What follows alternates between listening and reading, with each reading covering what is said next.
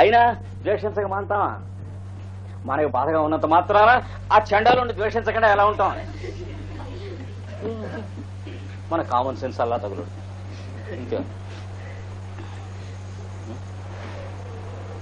Pool అన్నాడు నన్ను అంటాడా? అలా భోంచేద్దాన్ని కూర్చుంటే ఏటో వాడు సైజు ముద్ద దిగట్లేదు, ఫూల్ అన్నాడు వాడు. అయిపోయింది. కేగడుక్కున్నాడు, పడుకున్నాడు పక్క మీద. ఇలా తెల్లవారులు వాడు ఫూల్ అన్నాడు. వాడు గుండెలెక్కి ఫూల్ అంటున్నాడు. తెల్లవారులో నిద్రపట్టలేదు. తెల్లవారిన తర్వాత మళ్ళీ భార్యను పిలిచి వాడు ఫూల్ అన్నాడు అంటాడా? అంటాడా? నిన్న అనేసాడు వాడు.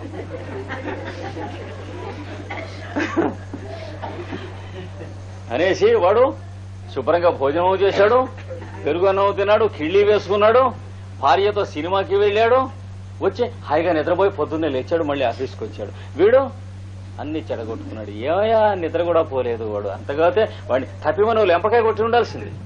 ఎందుకంటే తెల్లవారులు రోగిళ్ళు ఎలా తీసుకొస్తావేటి నిద్ర లేకుండా అని అంటే, నిద్ర నీకు భంగం కాలేదా అంటే, నిద్రపోతే పోయిందయ్యా వాడిట అంటాడా? నిద్ర సంగతి కామన్ సెన్స్ అలా తగలడుతుంది. అది ద్వేషం అంటే. అంటే దుఃఖాన్ని అభిలాష చెందే లక్షణం తెస్తుంది. అంటే ఏం చేస్తాడు ఇది కలిగినటువంటి వాడు? He desires unhappiness. అది చెప్పాడు సైకాలజీలో. అంటే వాడు దుఃఖపడటానికి చాలా కుతూహలపడే లక్షణం వస్తుంది.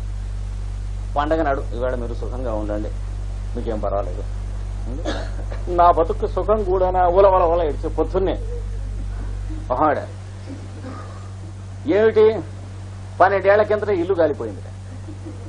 మళ్ళీ ఇల్లు కట్టుకున్నారు. ఆ ఇల్లు కట్టుకున్న తర్వాత పిల్లలు పుట్టారు. ఇవన్నీ జరుగుతూనే ఉన్నాయి. అప్పటి నుంచి ఇప్పటి వరకు ఆ ఇల్లు కాలిపోయిన రోజు నుంచి ఈ రోజు వరకు ఆ ఇల్లాలు ఏముంటుంది? మా బాపట్లో ఉండేది చిన్నప్పుడు. ఎవరు ఏ రోజున పొద్దున్నే కనిపించినా వలవల హోమాట్ హెడ్ చేయడం పొద్దున్నే. అందుకని చాలా మంది పొద్దున్నే తప్పించుకునేవాళ్ళు. ఆవిడ మొహం కనిపిస్తుంది. ఆవిడ ఏడు చేసి ఏమిటంటే ఏం చెప్పండి, మా బతుక్కి ఇల్లు తగలడ్డది చూడండి. ఇల్లు అసలు ఫిజికల్ గా తగలడ్డది ఒక మాటే, కానీ 30 ఏళ్ళు తర్వాత అనుక్షణం తగలడుతూనే ఉంది మనసులో ఇల్లు.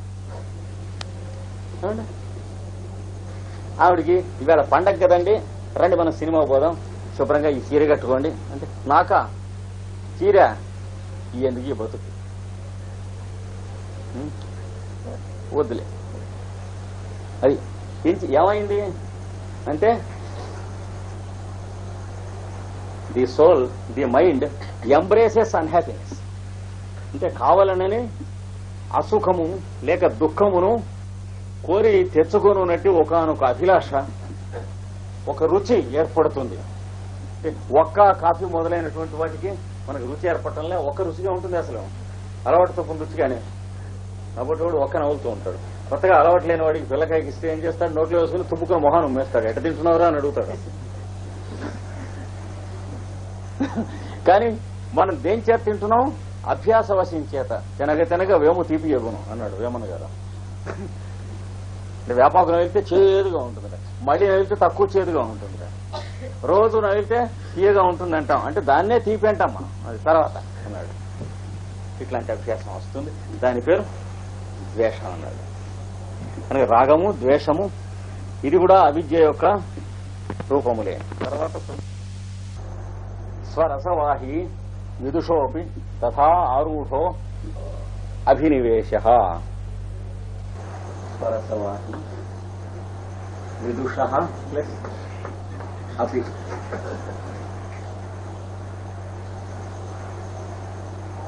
తథా ఆరూఢ ప్లస్ అభినివేశ. స్వరసవాహి. స్వరస అంటే తన రుచి, స్వ అంటే తన, రస అంటే రుచి. తన రుచి అనే మాటకి తాత్పర్య అర్థం అంటే వాడి తరహా అది అంటాం చూడండి, వాడి స్వభావం అది. స్వరసం అంటే స్వభావం. స్వరసవాహి అంటే స్వభావ సిద్ధముగానే సహజంగా అన్నమాట. విదుష అంటే విద్వాంసునకు,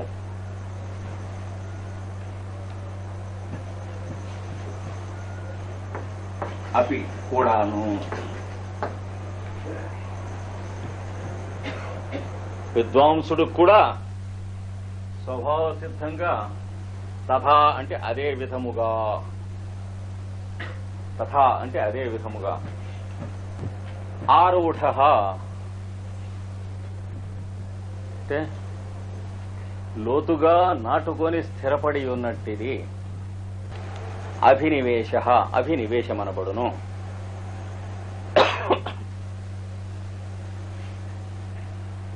ఏమిటి దీని తాత్పర్యం?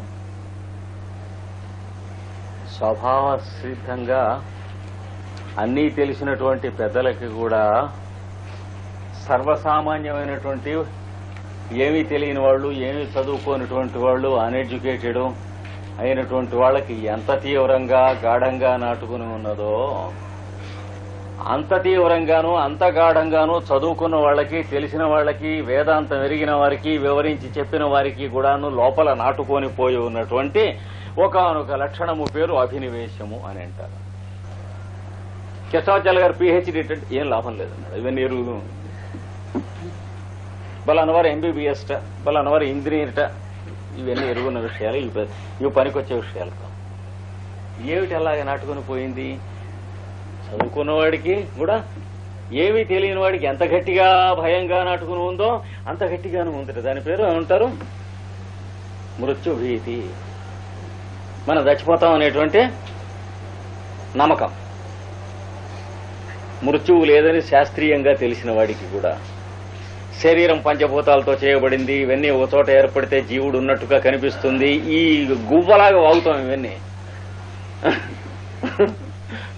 ఇది క్యాసెట్ పెడితే వాగుతుంది చూడండి, అలాగా టిపికల్ గా వాగేస్తాం. కానీ స్వయాన చచ్చిపోవాల్సిన టైం వచ్చినప్పుడు, ఇంకెవడన్నా పోయేటప్పుడు అయితే ఇవన్నీ చెబుతాం. అదేమిటంటే పోవడం ఏమిటి, మరి బొత్తిగా ఎక్కడికి పోతాం, మరి ఇక్కడే ఉంటారు, ఊరికే చచ్చినట్టు బడి ఉంటాం. అలా ఒక 100 మందికో 1000 మందికో మనం ధైర్యం చెప్పాక వాళ్ళు వెళ్ళిపోయిన తర్వాత మనలాట కూడా వస్తుందిగా. ఓ రోజుకి ఏకచక్రపురంలో బకాసురుడి దగ్గరికి వచ్చినట్టు వచ్చినప్పుడు మీరు డాక్టర్ గారు చెబుతారన్నమాట, నేను అవునండి సరిపోడు స్వయానా నీకు వేలు విడిచి అట్లాంటివేం లాభం లేదు, సొంతంగా ఇంకేం మార్గం లేదు డాక్టర్. అదే చదువుకున్నవాడు అంతే, చదువుకోనివాడు అంతే. అంతకు ముందు చెప్పినటువంటి గువ్వలాంటి కబుర్లన్నీ కానీ తనకు కాదు కాబట్టి చెప్పాడు, తాటిపట్టకు ఎదురు డేకమన్నాడు అన్నారు. వాడు పాపం కాశీ పెడుతున్నట్టు నడిచి పెడుతూ ఉంటే వాడు ఎవడో ఊరుకోక ఏడిపింది. తనకి డేకుతూ పెడితే ఎక్కువ పుణ్యం వస్తుంది తనకు కాదుగా, అందుకని. సరే బాబు నిజం అనుకుని వాడు డేకుతూ పెడుతున్నట్ట. ఇంకొంత దూరం పోయాక ఇంకోటి ఏం చేసేట, ఇలాంటి తాటిపట్ట ఒకటి పేళ్లు లేచింది, కింద వేసుకోవాలి, దానికి పేళ్లకు ఆపోజిట్ గా ఇట్నిచ్చేట్టు డేకుతూ కాశీ దాకా పెడితే పుణ్యం వస్తుంది. ఏమిట్రా ఇది సామెత అంటే, తన పృష్టం కాకపోతే తాటిపట్టకు ఎదురు డేకమన్నాడు.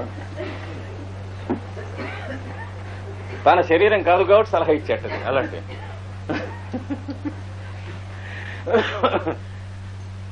గనక మోక్షం చెప్పాము. మృత్యు ఏదేంటి అసలు మృత్యువు? దేహి నిత్యం అవధ్యోయం, ఈ దేహి చాలా నిత్యుడైనటువంటి వాడు. అక్షేద్యోయం అదాహ్యోయం అక్లేద్యో అశేషో. వీడు నీటిలో తడిపితే తడవడండి, నిప్పుతో కాలిస్తే కాలడండి, మనం కాదు కాబట్టి అన్నాడు. భగవద్గీత 18 అధ్యాయాలు క్షుణ్ణంగా నిద్రలో కూడా ఎప్పుడో జ్వరం వచ్చినా కూడా డెలీరియంలో ఒక అధ్యాయం కలవరించేంత వచ్చు. భగవద్గీత ఉపనిషత్తు దాకా డెలీరియం కలవరిస్తాడు. పతంజలి సూత్రాలు క్షుణ్ణంగా వచ్చు. తర్వాత కఠోపనిషత్తులో యముడి దగ్గరికి వాడు వెళ్ళి మాట్లాడినటువంటి సంభాషణ అంతా నోటికొచ్చు. 4 చివర ఉంది, లోపలికి వెళ్ళలేదు. కానీ మృత్యువుని గురించినటువంటి ప్రపంచంలో ఉన్న సమస్త ఇతిహాసములు వచ్చు. ధృతరాష్ట్రుల వారు సనత్సు జాతుడిని మృత్యువు లేదని కొందరంటారు, ఉందని అంటారు, అది కూడా వచ్చు. కానీ ధృతరాష్ట్రుడు అది విన్న తర్వాత ఏ స్థితిలో ఉన్నాడో మనం అదే స్థితిలో ఉన్నాం. దాని పేరు అభినివేశం అంటారు. సార్ కంగారు పడకండి, చూసుకోండి ఎవడికి వాడు అన్నారు. ఏమన్నా దీన్ని సడలించుకోగలిగినట్లయితే మళ్ళీ కొంచెం ముందుకు వెడదాం యోగాభ్యాసానికి అన్నాడు. స్వస్తి ప్రజాభ్య పరిపాలయంతాం న్యాయేణ మార్గేణ మహీం మహీష ఓ బ్రాహ్మణేభ్య శుభమస్తు నిత్యం లోకా సమస్తా సుఖినో భవంతు. మనం మళ్ళా 9వ సూత్రంతో క్లేశములు 5 పరిగణనం చేయటం అయిపోయింది. అవిద్య, అస్మిత, రాగము, ద్వేషము, అభినివేశము అనేటువంటి క్లేశములను గూర్చి నిర్వచనం చేశారు. అయితే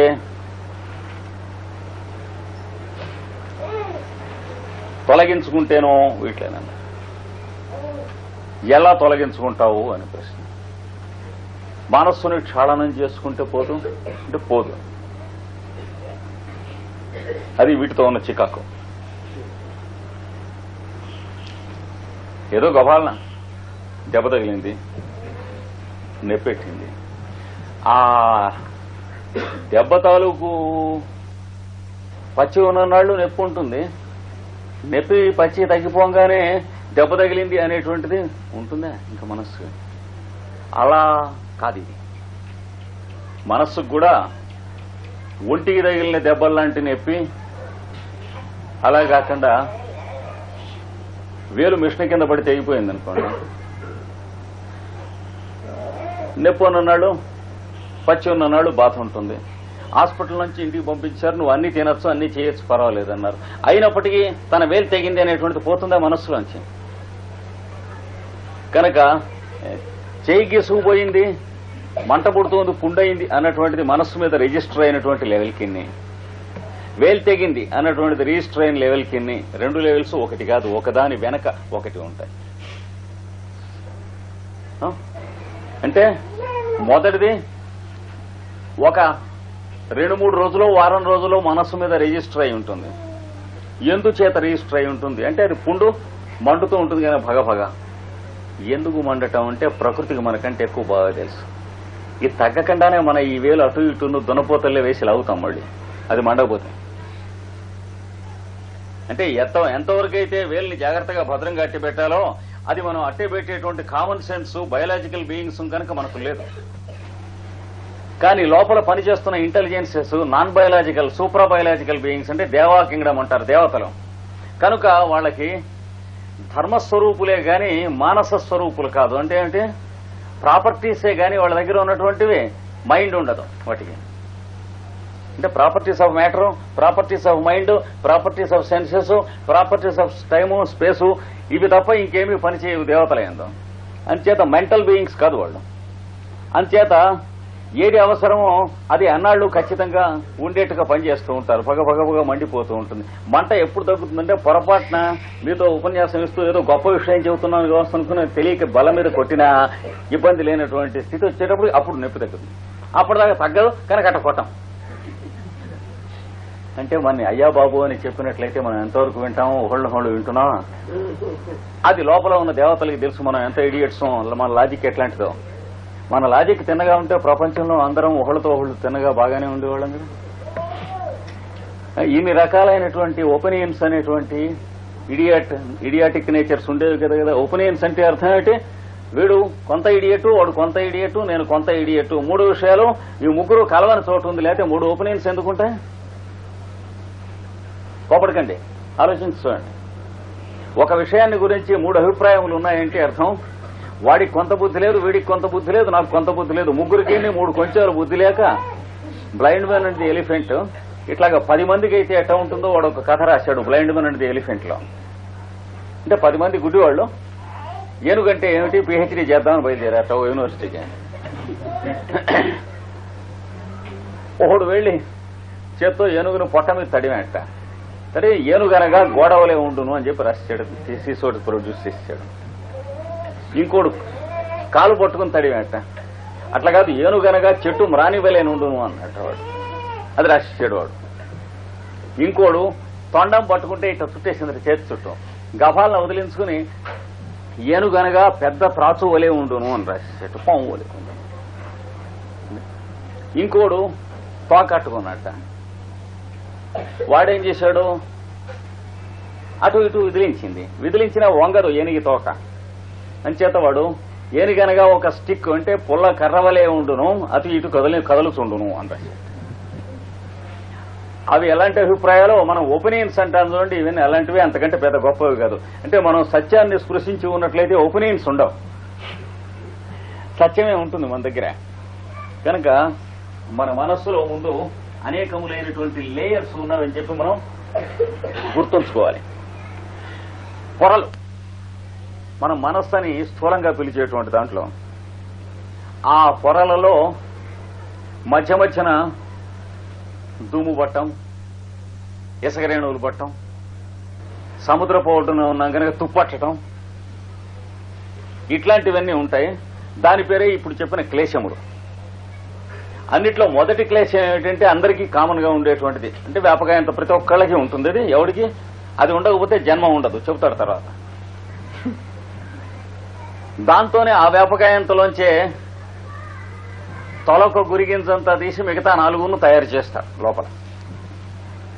చెప్పాడు కదా బేసిస్ అదే అని. ఆ మొట్టమొదటిదే ఏమిటి అంటే, వీడు మా బావమరిది అండి. బావమరిదే మనిషి అనే సంగతి గుర్తుండదు, బావమరిది అనే సంగతి గుర్తుంటుంది. అది అవిద్య అంటే ఇనుము ఉందంటే మొట్టమొదటి దానికి ఉన్న దోషం ఏమిటంటే తుప్పు పట్టడం.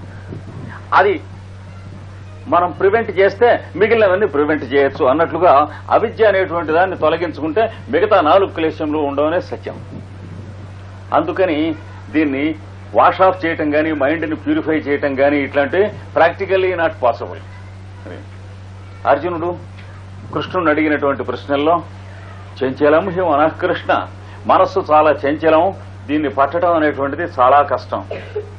మనో దుర్నిగ్రహం అంటే చాలా కరెక్ట్ అన్నాడు కృష్ణుడు. అంతేగాని సమాధానం ఏం చెప్పాలి. భగవద్గీతలో ఏం చెప్పాడు, అసంశయం మహాబాహో, no doubt about it, you the great armed అన్నాడు మహాబాహో. అందుకని అంటే బాహువులతోనూ కత్తులతోనూ రేజర్లతోనూ అయ్యే పని కాదు. అది వాడు చెప్పింది. మనో దుర్నిగ్రహం, ఊరికి మెల్లిగా అంటాటి చెలించడం అని దుర్నిగ్రహం అన్నాడు. కంట్రోల్ చేయడానికి పాసిబుల్ కాదు, స్ప్రింగర్లే తొక్కిన కొద్దీ పైకి తంతుని జాగ్రత్త అన్నాడు. చలం గారంటే అదే అన్నాడు. వచ్చి ఏ రవణాశ్రమంలోనో పడితే తప్ప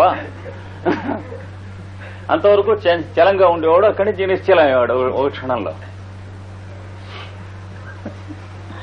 అయితే ఎందుకు అంత క్షణంలో ఆయన మారాడంటే, అంతకు ముందు త్రికరణ శుద్ధిగా సిన్సియరే, తర్వాత త్రికరణ అది ఒకటి రక్షించింది. అందరూ రమణాశ్రమానికి వెళ్లిన వాళ్ళు ఆ మార్పు వచ్చిందా? గంగలో తిరుగుతూ ఉన్న చేపలకి అన్నిటికీ మోక్షం ఎందుకు ఎట్లయితే రాదో, మహానుభావుల దగ్గరికి వెళ్లినటువంటి వాళ్ళందరిలోకి ఆ మార్పు రావాలి. బేలూరు మఠానికి వెళ్ళి వచ్చినటువంటి వాళ్ళందరికీ సమాధి కుదురుతుంది, వాడిని సమాధి చేసినా కుదరతాం. వాళ్ళు అంతకుముందు దాని బీజం ఉండాలి. అలా కుదరాలంటే ప్రతి వాడిని ఫిజికల్ గా తీసుకెళ్లి అక్కడికి తోసి తీసుకొస్తాం కదా. ఏది మానవ జాతిని బాగు చేయడం కోసం అని చెప్పి మ్యాస్ స్కేల్ పునరుద్ధరణ. మీరు ఓట్లేసి మమ్మల్ని గెలిపించినట్లయితే మిమ్మల్ని అందరినీ బేలూరు మఠంలో స్నానం చేసి తీసుకొస్తాం, లేదా పలానా చోట మిమ్మల్ని అందరినీ బాప్టైజ్ చేయిస్తాం, మీ మైండ్లన్నీ బాగుపడతాయి. అలాంటిది ఏదైనా పాసిబుల్ అయితే ఈ పాటికి ఎప్పుడు చాలా పెద్దవాళ్ళు వచ్చారుగా, చేసి చూశారు. ఇక్కడ విత్తనం ఉంటే వాడు తోటమాలు ఏమన్నా పనిచేస్తాడు, కానీ ఇవి లెడ్ షాట్ విత్తనాల్లో చేయబడినవి ఏం చేస్తాం, ఏం చేసేది లేదు. కనుక మనస్సు ఏమీ సందేహం లేదు చెంచలేడు, మరీ చెంచలున్నారా అన్నాడు. అదే ఆన్సర్ ఇవ్వాల్సింది గురువు. అంటే అర్థం ఆ ప్రయత్నం చేయకరా సన్నాసి, చేయవలసింది ఇంకొక ప్రయత్నం అని చెబుతున్నాడు. ఇక్కడ కూడా అదే చెబుతున్నాడు. అంటే మనస్సును కంట్రోల్ చేయడానికి ప్రయత్నం చేసిన వాడు ఎవడో కూడా బతికి బయట పడలేదు, బట్టగట్టలేదు, నెగ్గలేదు. ఆ ప్రయత్నంలోనే చనిపోయి 10 సంవత్సరాలు చేసినా, కృషి 20 సంవత్సరాలు చేసినా, 30 సంవత్సరాలు చేసినా నెగ్గటం ఉండదు. కనుక 40 సంవత్సరాలు 50 సంవత్సరాలు చేస్తూ చేస్తూ చనిపోవటం తప్ప రెండవ ఫలితం లేదు. దానివల్ల మనస్సును కంట్రోల్ చేయడానికి ప్రయత్నం చేసిన వాళ్ళంతా, అంటే మైండ్ని కాన్సన్ట్రేట్ చేయటం కానీ, అంటే మనస్సుతో వృధాగా పోరాడుతూ ఆ పోరాటంలో వీరస్వర్గం అలంకరించుట, అదొక్కటి తప్ప ఇంకేం మిగలదు. ఇక్కడ కూడా అదే చెబుతున్నాడు. ఎలాగండి వీటిని జయించడం అంటే సూత్రం చెప్పాడు 10. జాగ్రత్త, మీరు ఎరుగున్న మెథడ్స్ అప్లై చేయకండి అంటున్నాడు. ఈ సూత్రానికి వ్యాఖ్యానాలు వివరణలు కూడా సూత్ర అర్థాన్ని టచ్ చేయకుండా పక్క నుంచి వెళ్లిపోయారు పెద్దవాళ్ళు కూడా. అంటే ఆయన ఏం చెబుతున్నాడో కష్టం. అయితే కొందరు పెద్దవాళ్ళు ఇచ్చారు, మనకు ఆధారం ఉన్నది. ఉదాహరణకి జ్వాలాకూలుడు ఇచ్చాడు. ఇచ్చినటువంటిది మనకి అనుష్ఠానానికి సరిగ్గా ఉన్న సొల్యూషన్ ఉన్నటువంటిది ఆన్సర్. కానీ లేకపోతే నేనేదో పాండిత్యంతో నా ఇష్టం వచ్చే తమాషా అయిన అర్థం చెబుతా వినండి అంటే మీకు ఎందుకు పనికొస్తుంది? అక్కడ ది కెపాసిటీ టు ఇంటర్ప్రిట్ కాదు కావాల్సింది, the practicability and the result and applied and verified. అది అక్కడ కావాల్సింది. అక్కడ మీకు జ్వాలకూలుడు ఇచ్చినటువంటి సమన్వయం, మరికొందరు 2-3 పెద్దలు మోరియా మొదలైన వాళ్ళు ఇచ్చిన సమన్వయం సరిపోతుంది. అది ఇప్పుడు నేను చెబుతూ ఉన్నది వాళ్ళు ఇచ్చిన అర్థం. ఈ అర్థం మీకు బాగా మనస్సుకు పట్టే వరకు ఇంతకుముందు సంస్కృతంలోనూ దాంట్లోనూ ఇచ్చినటువంటి వ్యాఖ్యానాలు వివరణలు చదవకండి 5-6 నెలలు పోయిన తర్వాత. ఎందుకంటే అయోమయాన్ని పడతారు.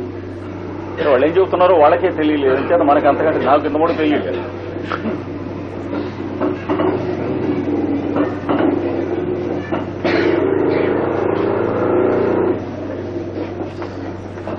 ఇది సూత్రం, చాలా గడ్డైన సూత్రం.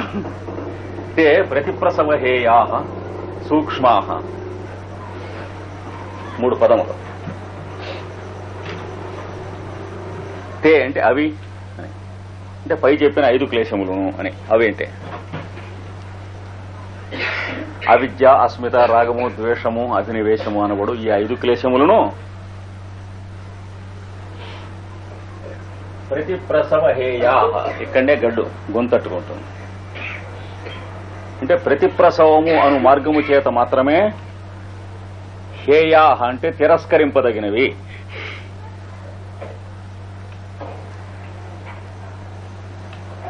అంటే ఇప్పుడు ప్రతిప్రసవం అంటే ఏమిటో మనం చెప్పే పెద్దవాడు దొరికితేనే దీనికి ఆన్సర్ ఉంది. అంటే ప్రతిప్రసవము అను మార్గము చేత మాత్రమే హేయా అంటే తిరస్కరింపదగినవి. అంటే మీరు దాన్ని అక్కడ నిలబడు నోర్మోయి అని అనగలగటం ఈ మార్గం ఒకటి తెలిస్తేనే అన్నాడు ప్రతిప్రసవం అనేది. ఇంకా సూక్ష్మాహ అంటే మీరు దాన్ని కొట్టేందుకు గానీ, తీసేసేందుకు గానీ, క్షౌరం చేసేందుకు గానీ స్థూలంగా ఏమీ కనిపించదు, ఏం చేయలేరు అన్నాడు.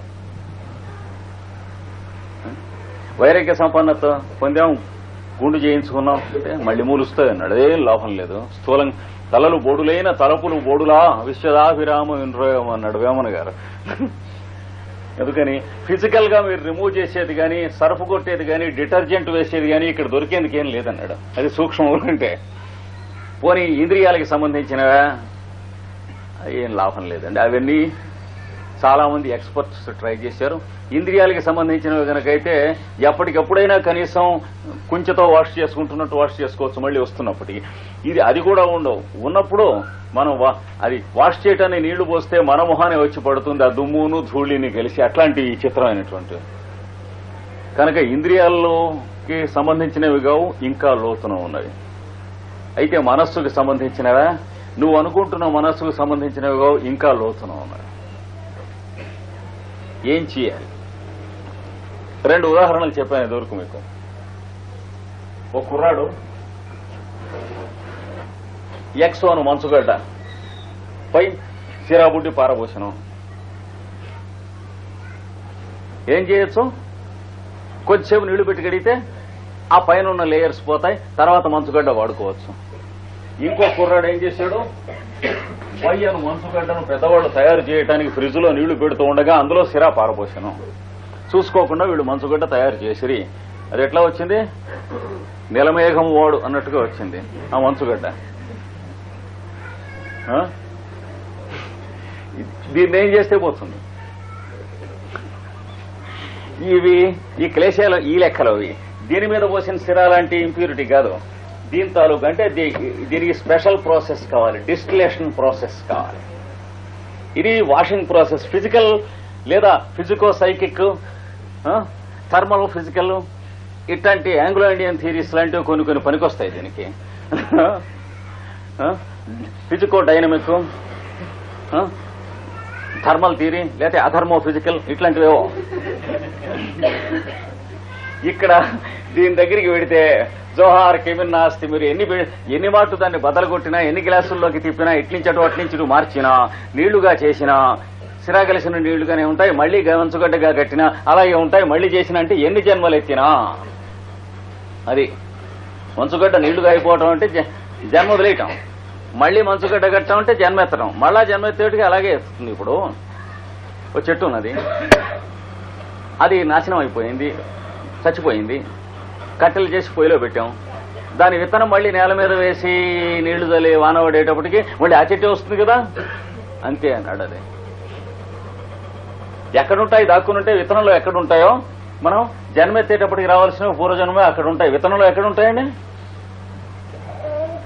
ఎక్కడుంటాయని ఏం లేదు, గుణస్వరూపములుగా ఉంటాయి కానీ ప్రాంత స్వరూపములుగా ఉండవు. అంటే they do not exist as locations, అవి పొటెన్షియాలిటీస్ గా ఉంటాయి. జాగ్రత్తగా తెలుసుకోవాలి. ఇక్కడ ఇవి వీటితో వ్యవహారం అది కనుక ఇవి సూక్ష్మములు, ఇవి స్థూలములు. ఇదివరకు మీరు ఎరుగున్నారు. వీటిని తొలగించడం అనేది మార్గం లేదు. ఒక కుర్రాడు ఉన్నాడు, వాడిని పట్టుకుని వాకిట్లో ఆడుకుంటూ ఉంటే అదేదో తీశాడు, పట్టుకొని లెంపకాయ కొట్టాడు, ఇంట్లో వెళ్ళిపోయాడు. అంటే వాడికి మైండ్కి దెబ్బ తగిలింది.